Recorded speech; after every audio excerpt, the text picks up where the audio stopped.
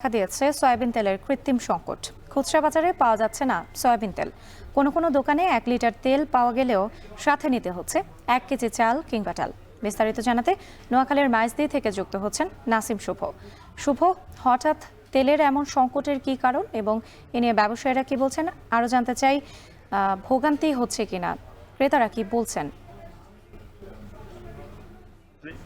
গত প্রায় 2 সপ্তাহ ধরে নোয়াখালীর বাজারে খুচরা পর্যায়ে সয়াবিন তেল একেবারে নেই বললেই চলে। পাইকারি পর্যায়ে দু একটি দোকানে থাকলেও সেগুলো হয়তো যারা খুচরা ব্যবসায়ী রয়েছেন তারা পাইকারদের কাছ থেকে বাড়তি দামে কিনতে হচ্ছে, অথবা যারা খুচরা ক্রেতা রয়েছেন তারাও ভোক্তা রয়েছেন তারাও কিনতে হচ্ছে 20 থেকে 25 টাকা প্রতি লিটার ধরে। আমি আজ সকাল থেকে নোয়াখালীর পৌর বাজারের বিভিন্ন বাজার ঘুরে দেখেছি, সেখানে দেখেছি অধিকাংশ দোকানেই কিন্তু সয়াবিন তেল নেই বললেই চলে। দু একটি দোকানে 5 লিটার তেলের বোতল এবং পলিপ্যাকের যে 1 লিটার বোতল সেগুলো রয়েছে। তো সেগুলোর সাথেও আসলে 1 লিটার কিংবা 2 লিটার যদি তেল কিনে থাকে তার সাথে অবশ্যই চিনি গুঁড়া চাল কিংবা ডাল কিনতে হচ্ছে 1 কেজি। আবার যদি 5 লিটার তেল কেউ কিনতে চায় তাকে তার সাথে কিনতে হচ্ছে 5 লিটার সয়াবিন তেলের সাথে 5 লিটার সরিষার তেল। যার কারণে আসলে যারা ভোক্তা রয়েছেন তারা চাইলেও তাদের সাধ্যের মধ্যে যে তেল প্রয়োজন সেটি কিনতে পারছেন না।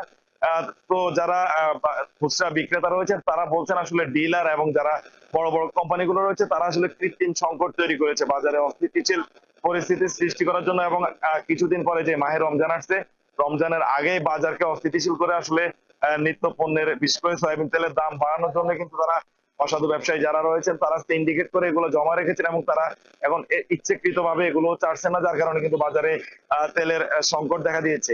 আমি কথা বলেছি বাজারে বাজার করতে আসা অনেকের সাথে, তারা জানিয়েছেন তারা চাইলেও তাদের যতটুকু প্রয়োজন তেল সাধ্যের মধ্যে তারা কিন্তু নিতে পারছেন না। অর্থাৎ 1 লিটার তেল কিনতে তার যদি বরাদ্দ তারা 175 টাকা করেন, সেই তেল হয়তো 200 টাকা লিটারে কিনতে হচ্ছে, কিংবা 1 লিটার 175 টাকা তেলের সাথে 150 টাকা দিয়ে আবার 1 কেজি চালও কিনতে হচ্ছে। যার কারণে কিন্তু তাকে বাড়তি খরচ গুনতে হচ্ছে। তার যে বাজেট আছে সেই বাজেট অনুযায়ী সে কিন্তু তার যে নিত্য প্রয়োজনীয় পণ্য সামগ্রী কিনতে পারছেন না।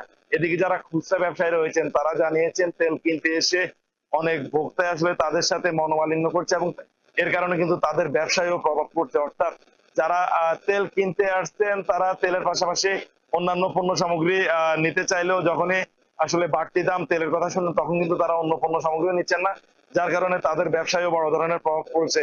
তো ব্যবসায়ীরা জানিয়েছেন আসলে পাইকার এবং ডিলারের পয়েন্ট গুলোতে আসলে ভোক্তা অধিকার এবং সরকারিভাবে যদি অভিযান চালনা করা না হয় তাহলে তেলের বাজারে যে অস্থিতিশীলতা সেটি কিন্তু কমার কোনো সম্ভাবনা নেই। তো রাতে এই ছিল আসলে নোয়াখালী থেকে সয়াবিন তেলের বাজার নিয়ে আমার কাছে এখন অব্দি সব শেষ।